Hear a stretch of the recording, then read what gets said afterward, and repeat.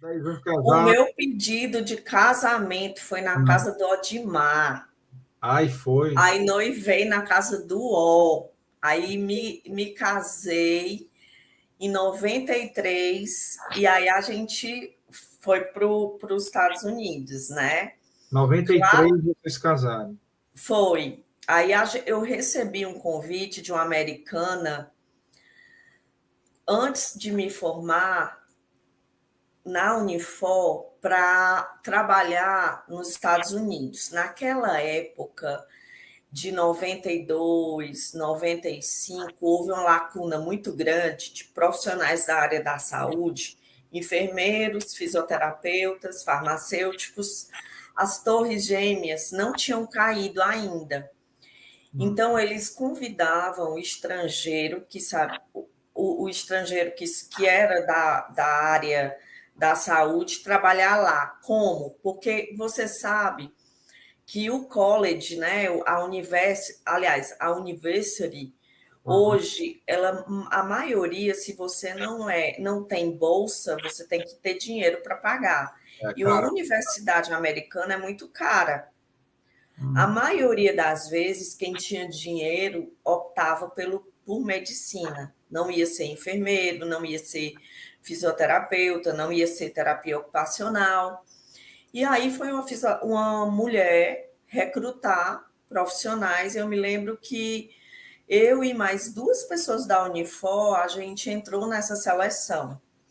E aí a gente esperou um ano essa aprovação. Ela vinha com papel moeda, no nosso nome, a gente tinha Social Security Number, que era um CPF americano, Uhum. legalizando a nossa atuação lá. Só que a nossa função tinha um termozinho chamado traveler, que a gente ficava viajando de cidade em cidade para aquelas pessoas que tiravam férias, pessoas que tinham licença gestante ou estava doente, a gente acabava sendo um encaixe, um Uhum. tapa-buraco. Era o tirador de férias. E isso não era legal, porque quando a gente acabava criando o vínculo, acabava o processo e a gente sempre ia para cidades. E a minha cidade que eu comecei a trabalhar foi Indiana, era Indianápolis. Uhum. Mas o Regis e eu não gostamos porque era muito frio. A gente chegou no auge do inverno e eu me lembro que a gente foi para a Flórida. E um judeu me contratou. E eu fiquei trabalhando, ele ficou tentando fazer a transferência da minha licença da Indiana, Indianápolis, Uhum. para São Petersburgo, na Flórida. E aí eu fiquei trabalhando, esperando a licença ser transferida, ser legalizada. Uhum. Depois de um ano, mais ou menos, o Rez senta no sofá. O Rez fez inglês, fez curso de computação, tudo, mas ele não tinha um trabalho fixo. E aí ele olhou para mim e disse: Meu bem, eu não estou feliz, eu não quero morar aqui. Eu não vim para essa cidade para fazer faxina, eu não vim para ser menos do que eu sou no Brasil, eu quero voltar. É um preço muito alto a se pagar para ficar aqui e não ver meus pais envelhecerem. Aí ele sentou assim no chão da cozinha e começou a chorar. E aí eu disse: Você tem razão, você tem razão, porque eu não vou ficar feliz vendo sua tristeza. Casamento é uma comunhão de bens, né? Nós só ficamos felizes quando os dois estão felizes. Quando eu vi a tristeza dele, eu jamais poderia ficar de braços cruzados, embora eu queria ficar. Se eu tivesse que optar, eu tinha ficado nos Estados Unidos. Mas ele não estava feliz, então a gente resolveu voltar para o Brasil. E quando ele me disse, era uma segunda-feira, no Uhum. sábado a gente já estava aqui, na mesma semana. Então, assim, eu nunca contemporizei uma ação minha. Na hora que a gente decide e pronto, sabe? Uhum. E aí a gente chegou com a mão na frente, outra atrás. Quando a gente morava nos Estados Unidos, eu pegava meu salário, a gente gastava o salário inteiro. Não tinha criança, não tinha menino, não tinha nada. A gente ia para Key West, a gente ia para todos os lugares de carro, nos feriados, finais de semana. Então, quando a gente voltou, a gente não tinha feito nenhuma economia financeira.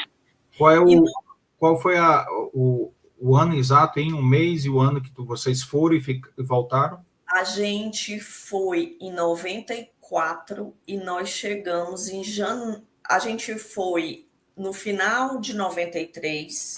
Certo. Dezembro de 93. E a gente voltou em janeiro de 95. Certo. Ficaram 14 meses, mais ou menos, isso aí. Isso, e eu vou te dizer uma coisa. Antes de eu ir, eu tinha feito um concurso do IJF para fisioterapia. Certo. E eu era aluna, eu tinha acabado de me formar, eu não tinha currículo nenhum. Carlos, eu tirei o 16º lugar sem a prova do currículo, só de questões.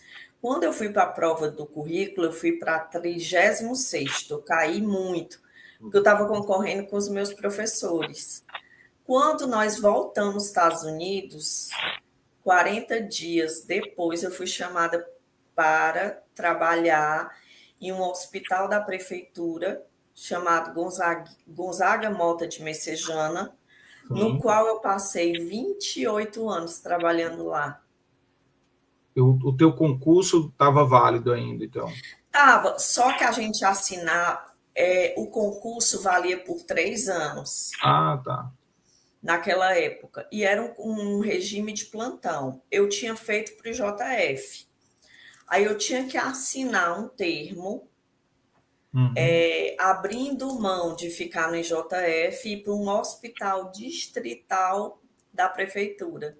Aí eu assim eu fiz. Uhum. Eu queria mesmo, era um trabalho fixo, tinha acabado de chegar dos Estados Unidos, e concomitante, o Regis ganhou um restaurante e o nome, ele ficou sócio da Negona, era Colher de Olha Pau. só. Puxa. Isso, na rua do Instituto dos Cegos. Hum.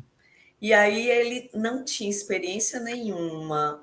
Ele se formou em economia, mas assim, administrar um restaurante, Hum. meu Deus. Hoje eu sei o que é algo.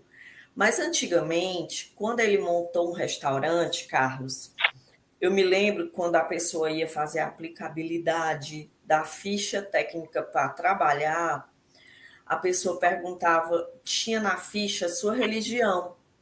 E eu disse, nossa, que bobeira. Perguntar a religião do funcionário. Eu pensava, né, naqueles meus 20 e poucos anos. Eu pensava que era uma besteira. Nossa, eu estava com 25 anos. Eu digo, que besteira perguntar uma coisa dessa. Só que, com o passar do tempo, a gente via que o cozinheiro brigava com o garçom, o garçom brigava com o cumim, né? Cupim, sei Comi. lá, É, cupim, comi. que limpa a mesa. De repente, a gente via boneca de voodoo dentro do restaurante, a gente via galinha preta, vela. Aí eu disse, nossa, agora eu estou entendendo.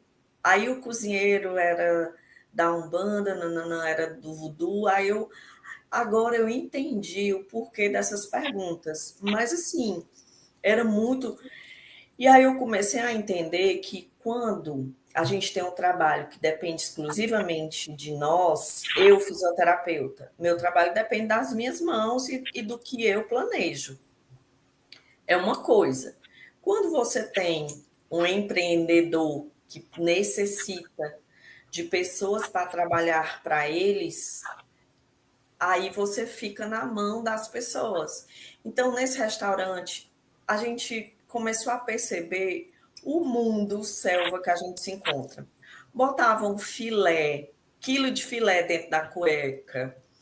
O barman se baixava, bebia 3, 4 doses de uísque, e a gente não sabia, sumia dinheiro do caixa, a gente levava até batata, que ele tinha uma secretária, e aí ele começou a perceber que o volume de batata começava a baixar. Ele, não acredito que alguém tenha roubado uma batata. Aí ele começou a contar, 50 batatas, 60 e deixava lá. Aí quando ele via só tinha 30, e ele tinha contado e tinha botado o número. E aí a gente percebeu que as pessoas, cada um é cada um, né? Que a gente precisava ficar esperto. Só que daí ele acordar foi muito complicado, porque ele se endividou, foi para a mão de agiotas e eu trabalhando.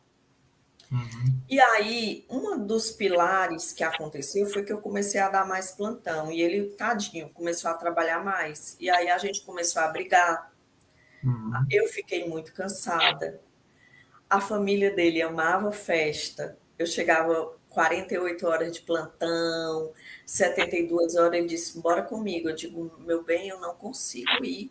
Os meus olhos, eu tinha isso aqui tudo preto, sabe? Uhum. Assim, mas a nossa maturidade, a gente não compreendia um ou outro quando estava cansado. Uhum. E aí minha mãe dizia: você tem que estar pronta para o seu marido. Eu fui criada assim, né?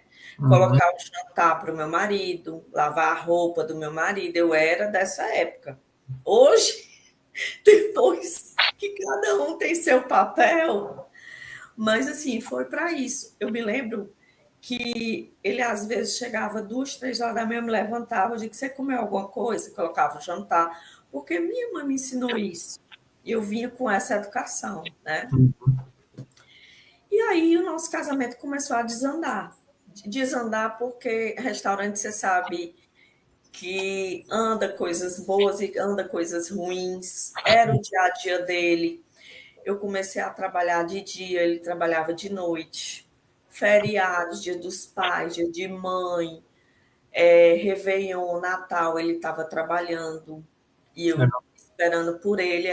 Isso começou a desandar nosso casamento. Mas eu te digo assim de antemão, eu não tenho nada, nem nada que desabone assim, o resto não prestava, o resto era isso. Não, nós escolhemos caminhos que foram bem divergentes, sabe? E tanto é que a gente ficou amiga até o final. Não teve nada disso. Ele entrava na minha casa, ele visitava os meninos, a gente tinha uma amizade, independentemente se deu certo ou não.